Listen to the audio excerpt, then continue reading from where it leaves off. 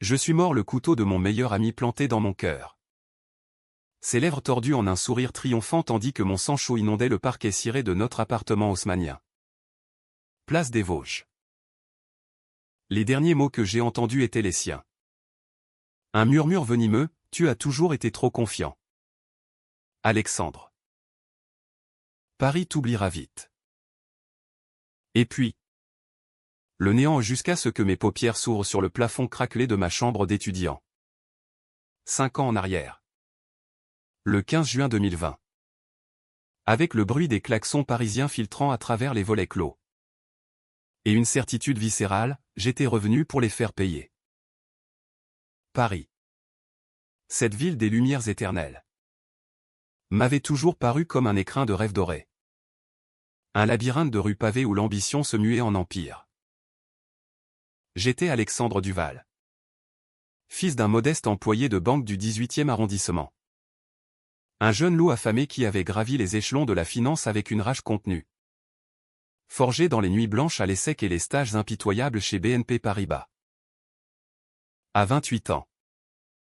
J'avais déjà un poste de trader junior. Un appartement minuscule près de la Seine. Et un avenir qui scintillait comme les vitrines des Champs-Élysées.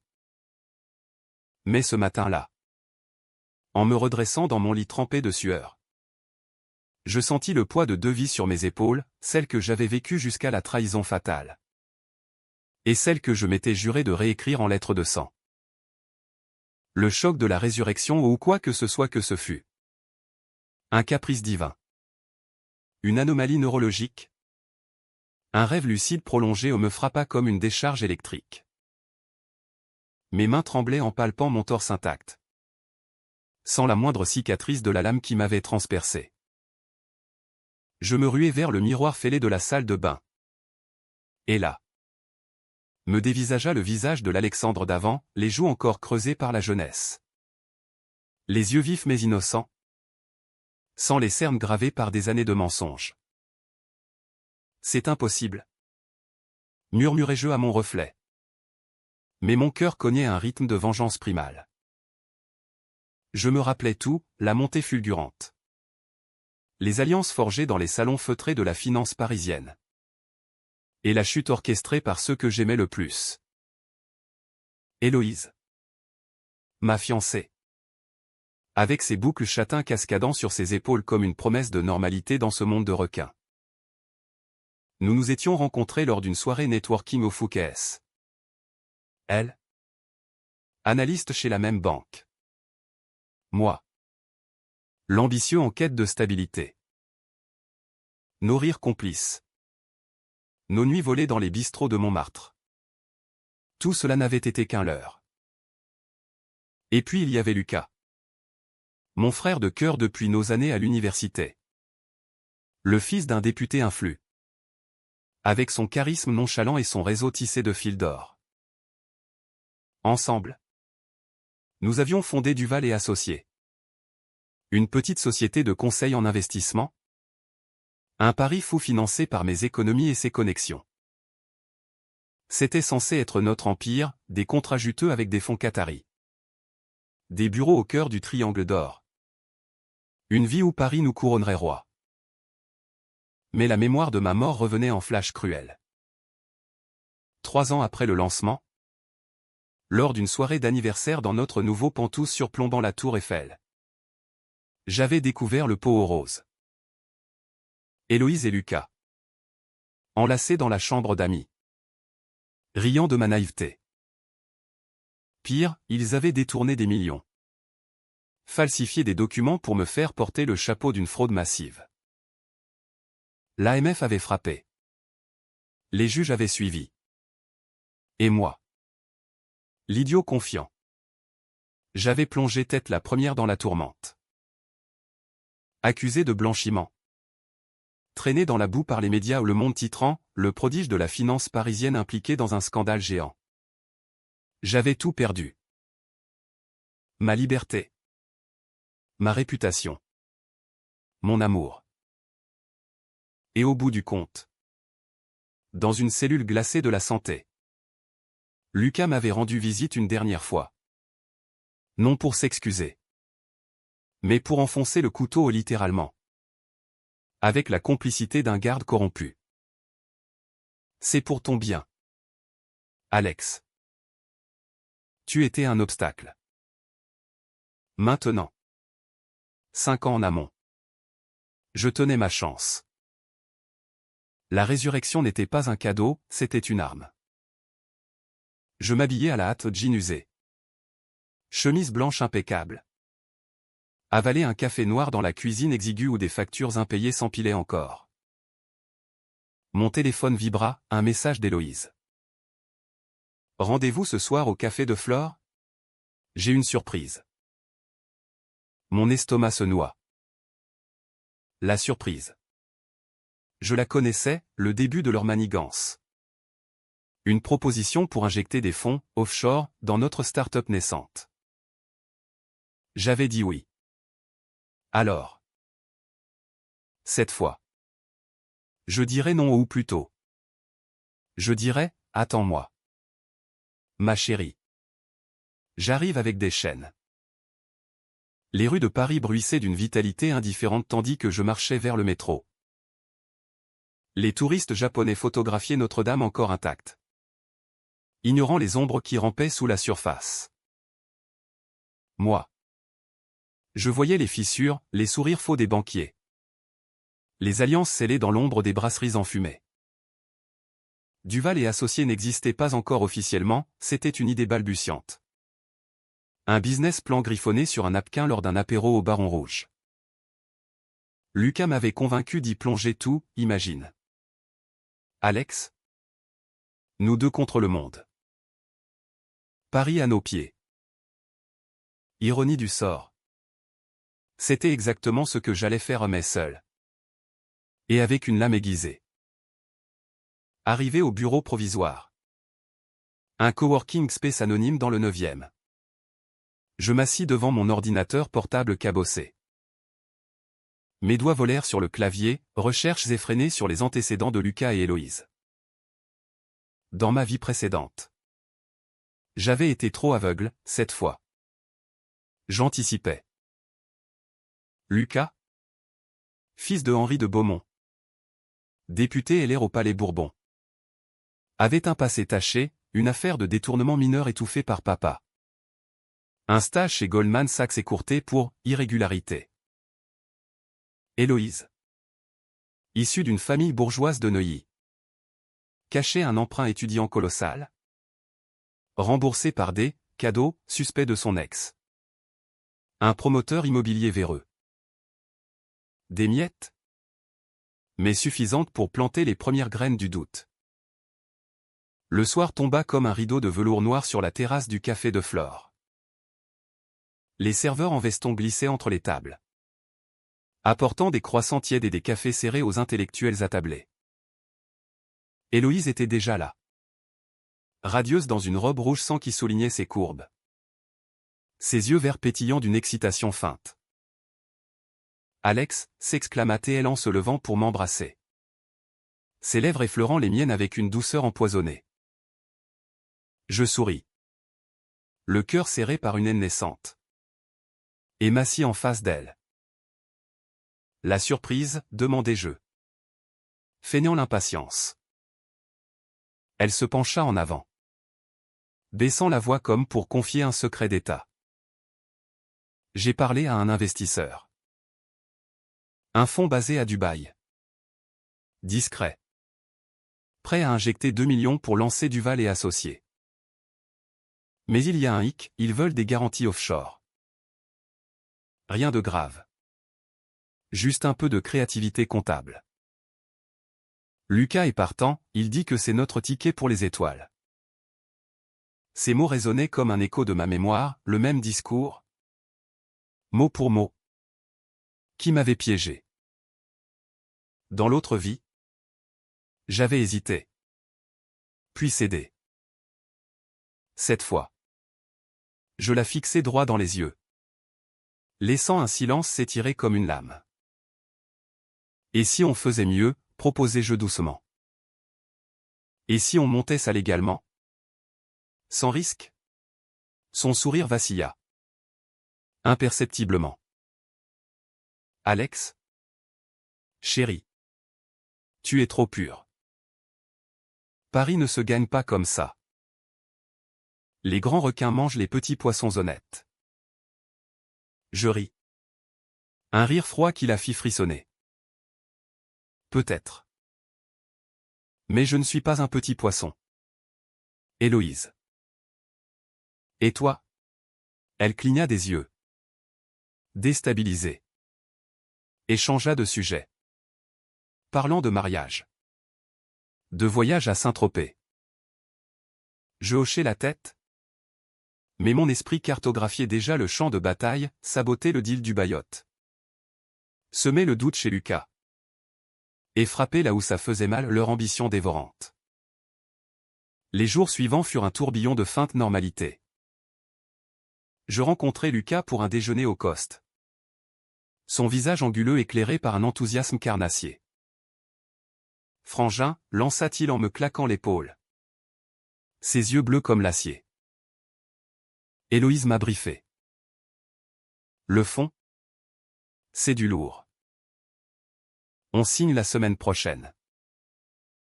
Je hochai la tête, sirotant mon vin rouge. J'ai creusé un peu. Ces types de Dubaï. Ils ont une réputation. Fraude. Lien avec des cartels. Et si on passait par un autre canal? Une levée de fonds via BPI France. Clean et français. Il se figea. Sa fourchette suspendue. Tu déconnes? C'est lent. Bureaucratique. On perd notre avantage. L'avantage de quoi? Lucas? De finir en tôle comme ces idiots de l'affaire Kerviel? Répliquai-je. Injectant juste assez de venin pour qu'il sente la piqûre sans saigner encore. Il rit. Mais son regard se durcit. Toujours le moraliste. Hein? C'est pour ça que j'ai besoin de toi. Alex. Ton intégrité. C'est notre bouclier. Intégrité. Le mot me brûla comme de l'acide. Je souris. Toasting à notre amitié éternelle. Tout en sachant que la mienne s'était évaporée avec mon dernier souffle. Bientôt. Les fissures apparurent. Héloïse commença à poser des questions insistantes sur mes recherches. Lucas annula 2 rendez-vous sous prétexte de complications familiales. Je sentais leur paranoïa monter. Comme une marée noire le long de la Seine. Pour accélérer les choses. Je pris une décision controversée, contacter anonymement un journaliste du Canard enchaîné.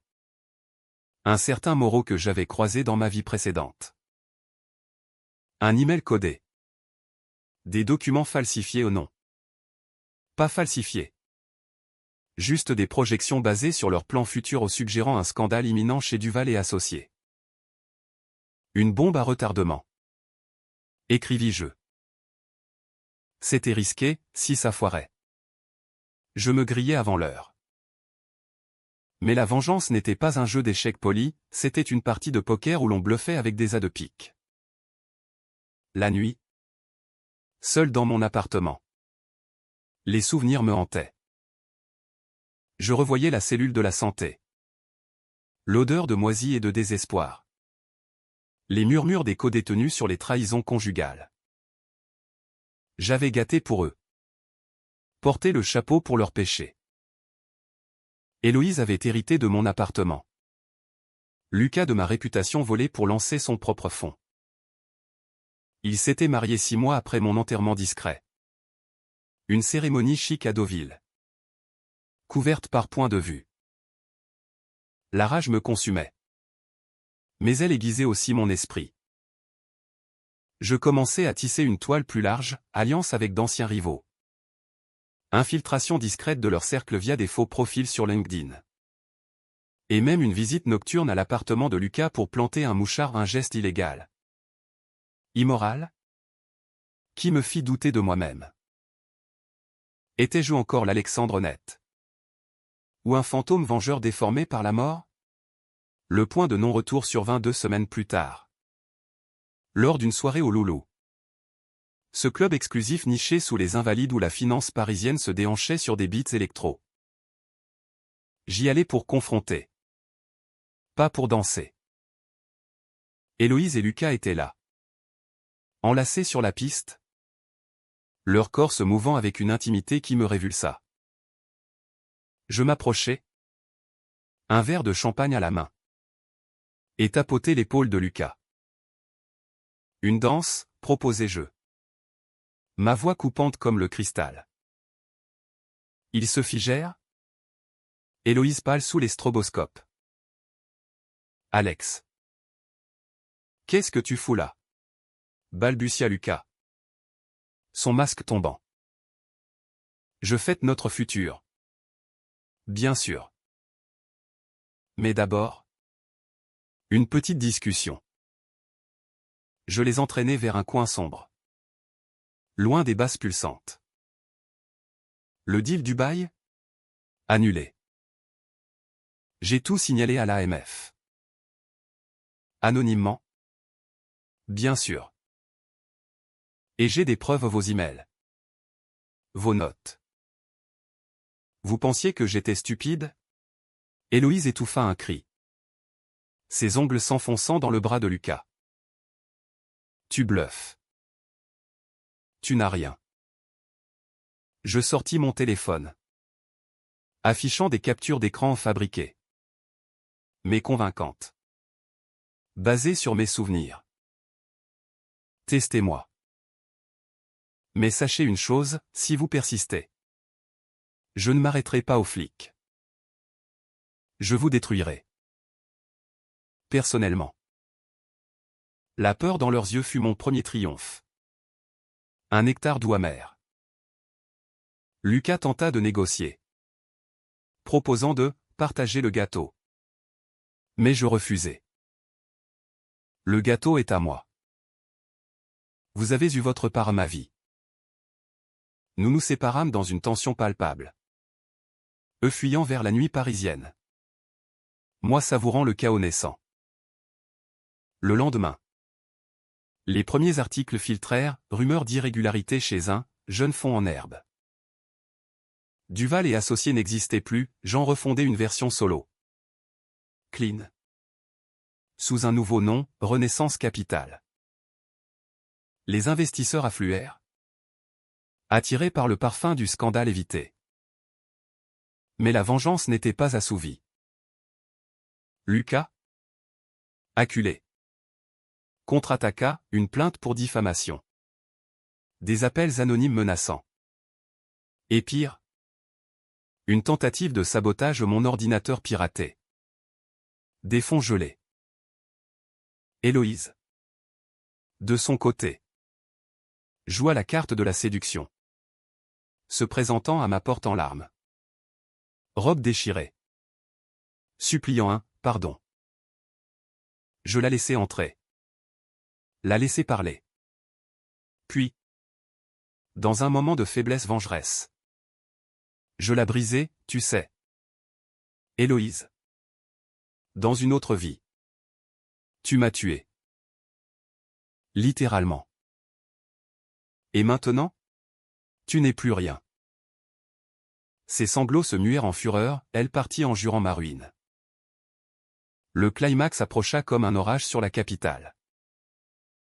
Lucas, désespéré, organisa une rencontre, pour enterrer la hache, dans un entrepôt désaffecté près de la Villette. Un lieu neutre censé symboliser la paix. J'y allais armé au pas d'armes à feu. Non. Paris n'était pas Chicago. Mais d'un dossier accablant, preuve de ses fraudes passées. Lien avec son père corrompu. Et une vidéo truquée montrant Héloïse et lui complotant. L'air puait la rouille et l'humidité. Les néons clignotants jetant des ombres spectrales sur les murs tagués. Tu gagnes. Alex?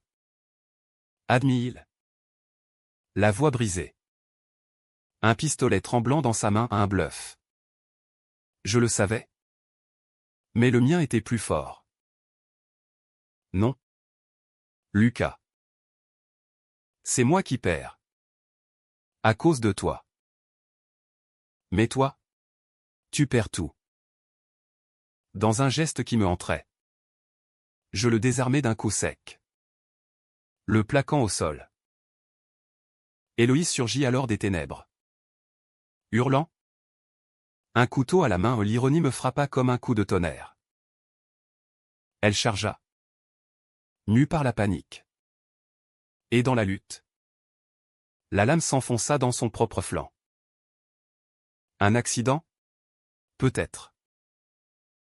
Mais mon cœur ne saigna pas pour elle. Lucas? Effondré.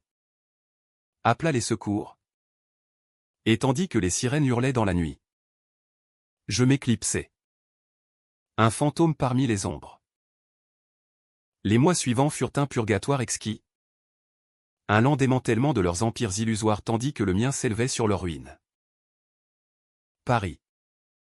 Cette grande araignée tisseuse de destin semblait conspirer en ma faveur, les enquêtes de l'AMF s'enclenchèrent comme des dominos.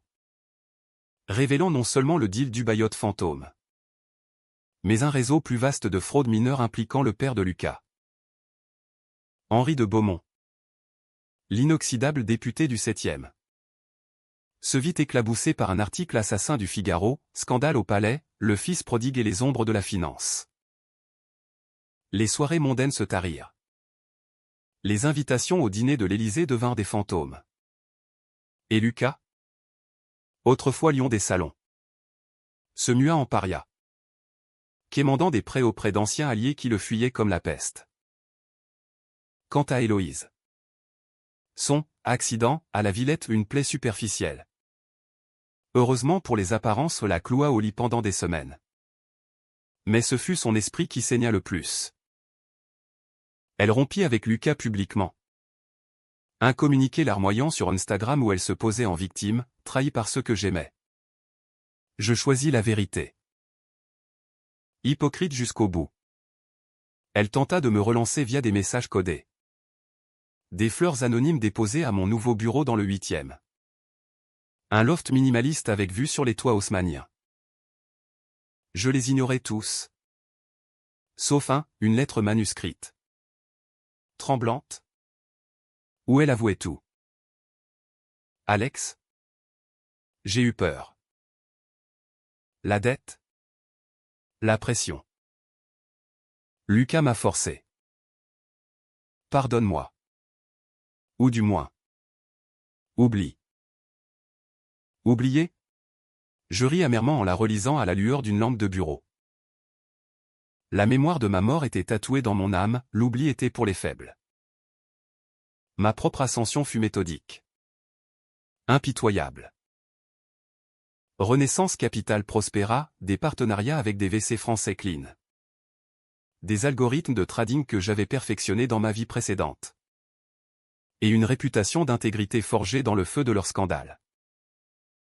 Les médias me portèrent au nu au challenge titrant « Alexandre Duval. Le phénix de la finance post-crise. » Ignorant que mon phénix renaissait des cendres de la trahison. J'embauchais des talents bannis par l'affaire. Des analystes loyaux que Lucas avait autrefois écartés. Et tissé des alliances avec des rivaux comme Marc Lefebvre. Un banquier bourru du Crédit Lyonnais qui haïssait les Beaumont depuis une vieille querelle électorale. Pourtant, au milieu de ce triomphe, des doutes rampants s'insinuèrent. Étais-je meilleur qu'eux? Mes méthodes, les fuites anonymes. Le chantage voilé. La manipulation émotionnelle d'Héloïse portait-elle la marque de leur poison? Une nuit. Après une gala au Grand Palais où j'avais networked avec des ministres. Je rentrais ivre de champagne et de pouvoir. Pour trouver un message vocal de ma sœur. Camille. La seule encre de mon passé intact.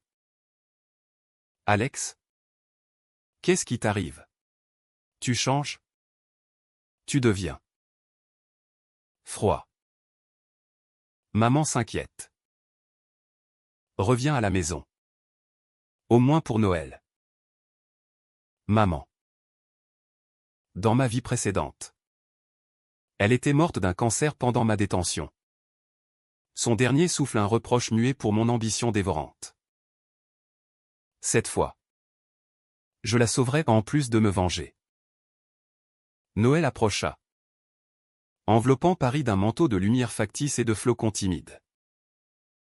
Je pris le train pour notre maison de banlieue à Saint-Denis. Un pavillon modeste au volet vert où les souvenirs d'enfance, parties de foot dans le jardin.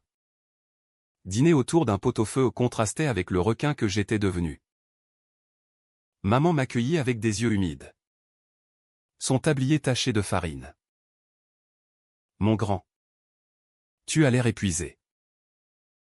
La ville te bouffe. Hein. Je l'étreignis. Inhalant l'odeur de lavande et de regret. Camille. Prof d'histoire au lycée voisin. Me scruta avec suspicion. Les journaux parlent de toi comme d'un dieu.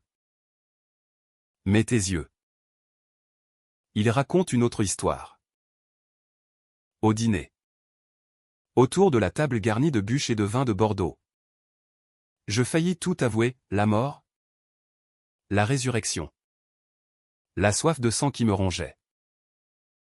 Au lieu de cela, je parlais de renaissance capitale, omettant les ténèbres. Mais Camille, intuitive comme toujours, planta une graine, la vengeance. C'est un poison lent. Alex. Si c'est ce que tu poursuis, demande-toi si ça vaut ton âme. Ces mots me hantèrent toute la nuit. Allongé sur le lit d'ado au poster fané de Zidane. De retour à Paris. La tempête éclata. Lucas, acculé par les créanciers, tenta un coup bas, une interview explosive à BFM où il me dépeignait comme un manipulateur jaloux. Obsédé par le pouvoir au point de détruire ses amis. Les actions de Renaissance chutèrent de 15% en une matinée. Et les appels affluèrent aux partenaires nerveux. Investisseurs dubitatifs. Héloïse, sentant le vent tourner, passa à l'offensive, une plainte pour harcèlement. Basée sur nos échanges passés. C'était le moment de frapper fort. Une décision controversée qui me coûterait peut-être tout. Je contactai un fixé discret. Un ex-flic de la BRDE passé dans le privé. Payé grassement pour creuser les squelettes familiaux. Ce qu'il déterra fut une mine d'or noir. Lucas avait non seulement détourné des fonds étudiants à l'ESSEC, mais aussi couvert un accident de voiture mortel impliquant son père, une jeune stagiaire tuée sur la 1. Étouffée pour 50 000 €. Héloïse, de son côté, avait falsifié son CV avec des diplômes bidons. Et pire, un avortement clandestin lié à un amant mafieux. Armé de cela, je fis fuiter l'info à un podcast sulfureux. Les ombres de Paris. Anonymement bien sûr. L'épisode viralisa, 2 millions d'écoutes en 48 heures. Avec des extraits repris par CNews et LCI. Le backlash fut cataclysmique. Lucas se suicida ou non?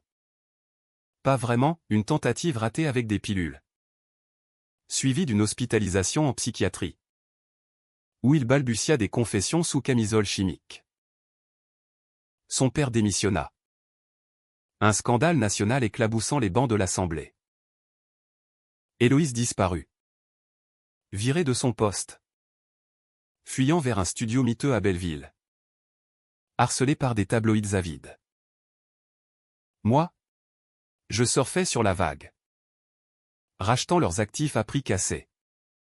Transformant leur chute en mon trône. Mais le twist vint comme un coup de poignard inattendu. Une lettre arriva. Postée de Genève, de Lucas. Depuis sa clinique suisse. Alex, tu as gagné. Mais sais-tu pourquoi j'ai fait ça? Ton secret, celui que tu caches depuis l'université. L'argent volé à ton père pour financer nos rêves. J'ai pris le blâme pour te protéger. Puis, la peur nous a consumés. Héloïse et moi. On voulait te sauver de toi-même. Mon sang se glaça. Le secret, oui. J'avais détourné 10 000 € du compte de papa pour démarrer. Un péché d'orgueil que j'avais enfoui. Étaient-ils les monstres? Ou moi le vrai? La révélation me brisa. Ma vengeance? Si parfaite? N'était qu'un miroir déformant de mes propres ténèbres. Je visitai Lucas en secret. Le trouvant amaigri. Les yeux creux. Pourquoi ne pas l'avoir dit, murmurai-je. Il sourit faiblement. Parce que l'amour.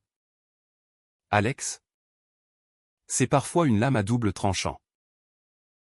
Héloïse. Retrouvée dans un café de la Bastille. Leva les yeux vers moi sans haine. On était tous coupables. Pour la première fois depuis ma résurrection. Je pleurais au nom de rage. Mais de regret. La vengeance avait été douce. Mais vide. Je dissous Renaissance. Redistribuer les fonds volés anonymement. Et rentrer chez maman. Prête à guérir. Paris. Indifférente. Continua de briller. Et moi? J'étais vivant. Vraiment? Pour la première fois. Non. Attendez, oh, ce n'était pas la fin. La lettre de Lucas n'était qu'un leurre. Un dernier tour de magie pour me désarmer. Car en rentrant de Genève, je trouvai mon appartement saccagé. Des dossiers brûlés dans l'évier. Et un message gravé sur le miroir, tu n'échappes pas au cycle. Héloïse. Elle avait simulé sa fuite. Ourdi un plan de contre-vengeance avec une férocité que je n'avais pas anticipée. La femme que j'avais aimée ou cru aimer s'était muée en furie. Recrutant des hackers russes via le dark web pour effacer mes traces numériques. Et pire, contacter la police avec des preuves de mon implication dans l'accident de la Villette. Les menottes claquèrent 2 jours plus tard. Dans mon bureau. Alors que je signais un partenariat avec une banque éthique. Les flics de la PJ financière. Menés par un inspecteur bourru nommé Duval, ironie cruelle. Même nom que le mien. Me traînèrent au quai des Orfèvres sous les flashs des paparazzis. Monsieur Duval? Vous êtes accusé de chantage. Diffamation et complicité d'agression. Les titres explosèrent, le phénix tombe, Alexandre Duval impliqué dans un complot. Ma mère pleura au téléphone. Camille jura de me défendre pro bono. Lucas? Depuis sa clinique. Envoya un clin d'œil virtuel, il était de mèche. Ça, tentative, un théâtre pour me piéger. La détention préventive fut un écho glaçant de ma vie précédente, la cellule étroite. Le bourdonnement des néons. Les murmures des détenus sur les trahisons familiales. Mais cette fois, j'avais des armes, mes souvenirs. Mon réseau naissant. J'appelai mon avocat. Un jeune loup de chez Gilles Loirette. Et lui dictai une contre-attaque, et exhumer les mets originaux du deal du Bayotte. Subpénal et log du podcast. Et surtout, retourner Héloïse. Elle craquerait, je le savais. Sa façade de victime était mince comme du papier bulle. Libéré sous caution après une semaine, 500 000 €. Payé par un allié discret. Je sortis dans la pluie battante de Paris. Le col relevé contre le froid automnal. La ville me toisait. Ses avenues luisantes comme des veines ouvertes. Je louai une chambre d'hôtel anonyme près de Pigalle. Payant en cash. Et commençai la traque. Héloïse s'était terrée dans un Airbnb à Montreuil. Sous un faux nom, Élise Moreau. Clin d'œil moqueur à mon contact journalistique. Je la pistai via un détective freelance. Observant ses allées et venues, course au marché. Appel tendu à Lucas. Nuit solitaire devant des séries Netflix. La confrontation eut lieu par une soirée de brouillard épais. alors qu'elle rentrait d'un entretien bidon chez une ONG. Je l'attendis dans l'ombre de l'entrée. Silhouette fantomatique en imperméable noir. Élise. Murmurai-je quand elle inséra sa clé. Elle sursauta, laissant tomber son sac. Ses yeux s'écarquillant de terreur pure. Alex. Comment? Je m'approchai, bloquant la porte. La même façon que tu m'as tué. Chérie. Avec un peu d'ingéniosité. Nous entrâmes. L'air chargé d'électricité statique. Elle se jeta sur le canapé défoncé, allumant une cigarette d'une main tremblante. Tu mérites la prison. Pour ce que tu nous as fait. Je m'assis en face. Calmement. Et toi? Pour le couteau dans mon cœur. Pour les années volées? Elle pâlit, inhalant profondément. Quoi? De quoi tu parles? Le mensonge dans sa voix me révulsa. Je sortis mon atout, une transcription de l'appel qu'elle avait passé à Lucas juste après ma mort. Intercepté dans ma vie précédente via un contact pénitentiaire. Tu sais exactement de quoi je parle. Il est parti. Pour de bon. C'est toi qui as payé le garde. Le silence s'étira. Brisé seulement par le tic-tac d'une horloge bon marché. Puis, les larmes vinrent vraies. Cette fois. C'était un accident. Lucas voulait juste te faire peur. Te forcer à signer les aveux. Le garde a dérapé. J'ai essayé d'arrêter. Mais... Sa voix se brisa. Et pour la première fois. Je vis la fille de Neuilly. Pas la sorcière. La pitié me submergea. Un poison inattendu. Pourquoi? Demandai-je simplement. Elle haussa les épaules, écrasant sa cigarette. Parce que tu étais trop bon. Alex. Trop pur pour ce monde. On voulait te protéger de la chute. Mais on est tombé dedans. Et maintenant? Tu nous hais autant que nous nous haïssons. Nous parlâmes des heures. Déterrant les couches de mensonges, son enfance étouffante sous l'emprise d'un père absent. Les dettes qui l'avaient poussé vers Lucas. Ma propre ambition qui les avait écrasées. Au lever du jour. Une trêve fragile naquit. Elle accepta de témoigner contre Lucas. De rétracter sa plainte. En échange d'une issue propre, un billet pour Lisbonne. Un nouveau départ financé par mes regrets. Je la laissai partir. Le cœur lourd. Réalisant que la vengeance n'effaçait pas les cicatrices où elle les multipliait. Lucas, cependant, ne lâcherait pas. De retour en France. Il lança une offensive médiatique. Se posant en martyr sur France Inter, mon ancien ami m'a détruit pour un ego démesuré. Les actions de Montfond rebaptisé Phénix pour l'ironie plongèrent à nouveau. Je ripostai avec une conférence de presse explosive au Press Club. Entouré de journalistes affamés. Messieurs, dames. Duval et associés n'a jamais existé. C'était un mirage monté par M. De Beaumont pour couvrir ses fraudes. Voici les preuves. Dossier. Enregistrement. Témoignage, un arsenal irréfutable. Le tribunal suivit, Lucas arrêté pour escroquerie aggravée. Son père mis en examen pour corruption. Héloïse. Depuis le Portugal. Envoya une carte postale, merci pour la seconde chance. Ne deviens pas ce que nous étions. Je la brûlai.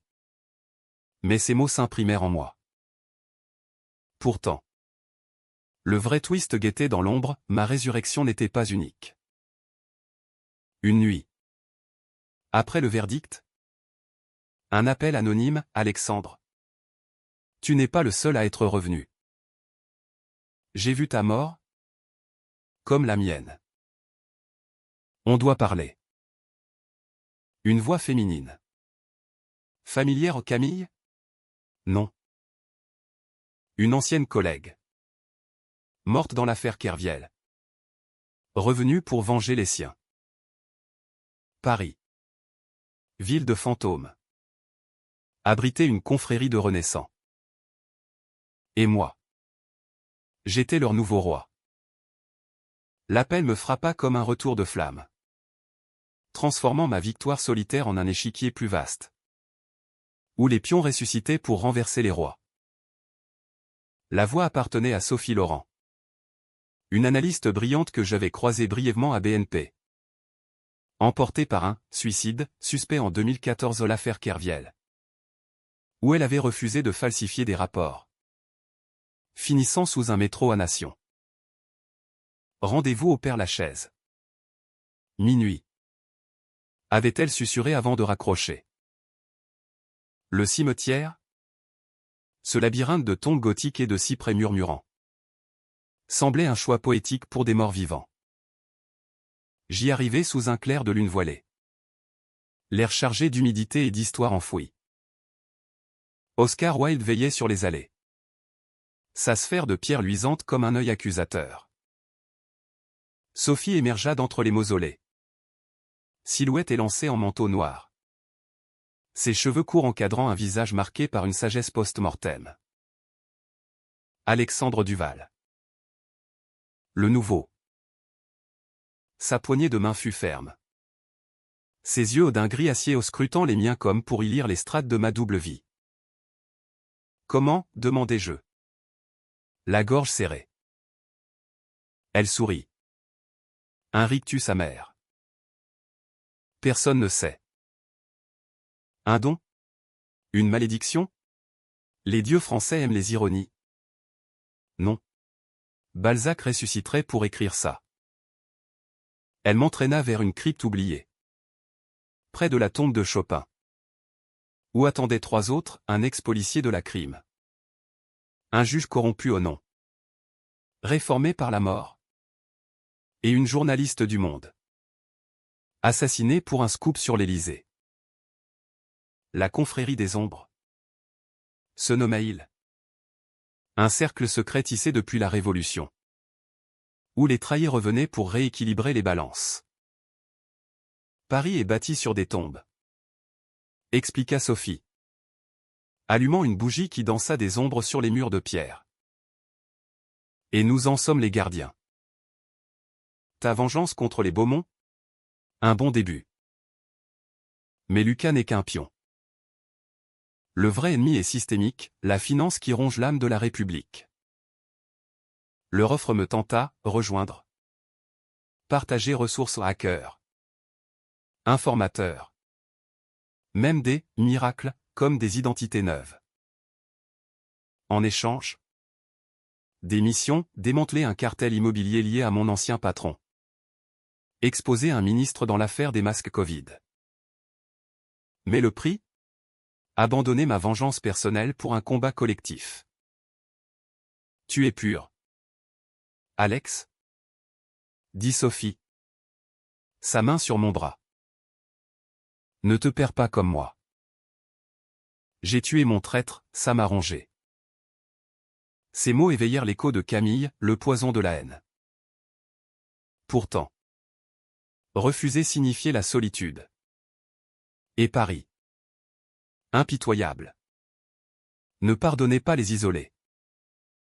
Je quittai le cimetière auréolé de doute, marchant les boulevards déserts jusqu'au pont des Arts, où les cadenas d'amour brisés tintaient dans le vent. Ma vie précédente m'avait appris la solitude du pouvoir, celle-ci m'offrait une sororité macabre. Le lendemain, je testai les eaux, aidai le juge à piéger un promoteur véreux. Un raid nocturne sur un chantier illégal à la Défense. L'adrénaline fut exquise. Un mélange de justice et de chaos, culminant en une arrestation télévisée qui fit les unes de Libé. Mais Lucas, même brisé, refusa la défaite. de sa cellule à Fresnes. Il orchestra une fuite au subornant un gardien avec l'héritage paternel. Et atterrit sur mon seuil 3 jours plus tard. Hagard. Barbu. Un flingue à la main. Finissons ça. Frangin. La porte de mon loft s'ouvrit sur lui.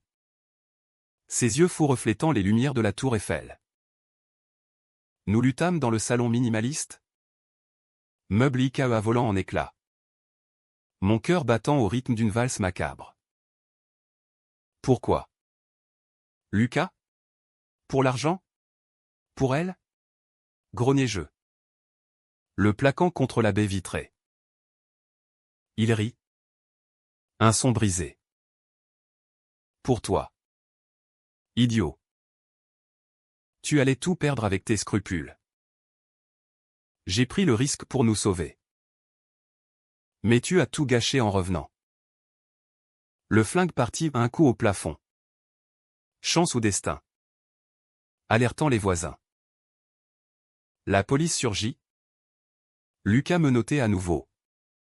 Hurlant des vérités à demi-mot, il est mort. Je l'ai vu saigner. Comment es-tu là? Je feignis l'ignorance. Mais le doute s'insinua, et si ma résurrection n'était qu'une hallucination? Un délire de schizophrène? Sophie, contactée en urgence, confirma, on est réel. Mais le cycle nous change. Choisis bien. La décision vint lors d'un dîner familial improvisé. Maman au fourneau. Camille analysant l'affaire comme un chapitre d'histoire. Tu mérites la paix. Alex? Dit-elle. Posant sa fourchette. Paix. Le mot était un luxe.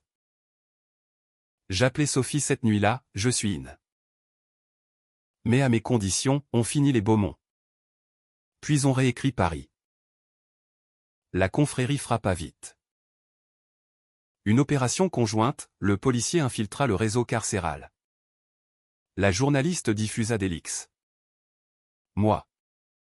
J'attirai le père de Lucas dans un piège ou une réconciliation factice au Meurice. Où il signa des aveux sous hypnose légère, un tour de la juge. Henri de Beaumont s'effondra. Un infarctus fatal dans sa cellule. Emportant ses secrets dans la tombe.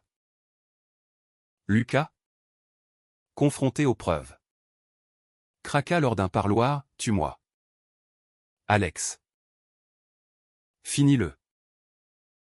Je refusai. Non. Vis avec ça. C'est pire. Héloïse. Alertée depuis Lisbonne. Revint non pour se venger. Mais pour clore. Nous nous rencontrâmes au café de Flore. Là où tout avait commencé. Sous les portraits jaunis de Sartre et Beauvoir. Je suis enceinte. Avoua-t-elle. Main sur son ventre. De qui, demandai-je. Le monde chavirant. Ça n'a pas d'importance. C'est une chance de recommencer. Joins-toi à nous. Ou laisse-nous partir. Le twist final, l'enfant était mien. Conçu dans une nuit de faiblesse post-Villette. La vengeance s'effondrait en paternité inattendue. L'annonce d'Héloïse résonna comme un glas dans le brouhaha du Flore. Les serveurs indifférents glissant entre les tables comme des ombres de l'existentialisme. Un enfant. Le mien. Le cycle de la trahison se muait en legs. Un fil ténu reliant mes deux vies en un nœud gordien que ni l'âme ni temps ne pouvaient trancher. Comment, balbutiai-je. Ma voix perdue dans le tintement des tasses. Elle posa sa main sur la mienne. Un geste doux amer. Cette nuit-là. À l'entrepôt. Après. L'accident. Tu m'as tenu. Murmurer que tu me haïssais mais que tu ne pouvais pas arrêter. C'était vrai. N'est-ce pas? Vrai. La mémoire afflua, dans la poussière de la Villette. Après que la lame l'eut effleuré. J'avais bandé sa plaie avec ma chemise. Nos corps pressés dans une intimité forcée. La haine se mêlant à un désir résiduel. Vestige de l'amour perdu. Un moment de folie. Un adieu charnel. Maintenant. Il grandissait en elle. Innocent de nos péchés. Paris. Dehors. Pulsé d'une vie indifférente. Ces lumières dansant sur la scène comme des promesses non tenues. Que veux-tu, demandai-je enfin. Elle haussa les épaules. Les yeux voilés. Pas ton pardon. Juste une chance. Pour lui. Rejoins la confrérie avec moi, on peut changer les choses. Pas juste les détruire. Sophie accueillit Héloïse sans sourciller. Lors d'une réunion clandestine sous les catacombes ces ossuaires enfouis où Paris cachait ses morts. Une recrue de plus. Dit-elle. Distribuant des dossiers sur un autel improvisé de crânes blanchis. La confrérie s'élargit, nous traquâmes un réseau de corruption dans les JO 2024. Exposant des pots de vin qataris qui firent trembler Matignon. Moi. J'éduquais l'enfant à naître dans des contes de résilience. Visitant Héloïse dans son appartement sécurisé. Nos conversations passant de reproches à rêves partagés. Lucas. Depuis Fresnes. Apprit la nouvelle via un avocat, son rire rauque lors de notre dernier parloir fut un mélange de joie tordue et de défaite. Un neveu? Ou un fils? L'ironie nous tuera tous. Mais le twist ultime surgit comme un spectre de l'opéra Garnier, ma résurrection n'était pas un don isolé. Mais un virus à un phénomène lié à un ancien artefact. Une relique maçonnique volée lors de la Terreur. Activée par le stress extrême de la trahison. Sophie l'avait découvert dans des archives occultes, les 7 morts de Paris. Un mythe où cette âme revienne tous les siècles pour purger la ville. Nous en étions les 7e. Et le cycle se refermait. Si on ne s'unit pas. Avertit le juge. Un vieil homme ridé par des décennies de verdicts corrompus. La ville nous consumera. L'union fut testée lors de la mission finale, infiltrer une soirée au Louvre. Ou un consortium banquier. Politicien. Mafieux au scellé un pacte pour monopoliser l'immobilier post-JO. Héloïse. Enceinte de 6 mois. Posa en consultante, moi. En investisseur repenti, Sophie en serveuse discrète. Le chaos éclata au milieu des momies égyptiennes, alarme hurlante. Flics en civil surgissant. Un échange de coups de feu étouffé qui laissa 2 traîtres à terre. Lucas. Libéré conditionnellement pour « bonne conduite ». Nous rejoignit in extremis un appel de sa part. Un sacrifice pour l'enfant. Pour la famille. Grognatait-il. Couvrant ma fuite d'une rafale de mensonges aux autorités. Au lever du soleil. Sur les berges du canal Saint-Martin. Nous nous réunîmes, la confrérie intacte. Le consortium démantelé. Paris un peu plus propre. Héloïse accoucha un mois plus tard. Un garçon aux yeux verts comme les miens. Prénommé Victor Vainqueur. En français. Lucas devint oncle improbable. Visitant sous escorte. Sa rancune fondant en affection maladroite. Maman. Ignorant les abysses. Tricota des chaussons, Camille écrivit un livre voilé sur « Les renaissances urbaines ». Ma vengeance? Achevée. Mais transcendée. Je n'étais plus le mort vengeur. Mais un gardien. Veillant sur les ombres de la ville lumière. Paris.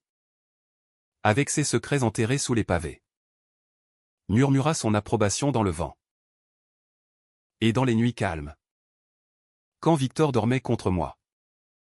Je sentais l'écho de ma seconde naissance, non une malédiction. Mais un appel à réécrire l'histoire non en sang. Mais en lumière.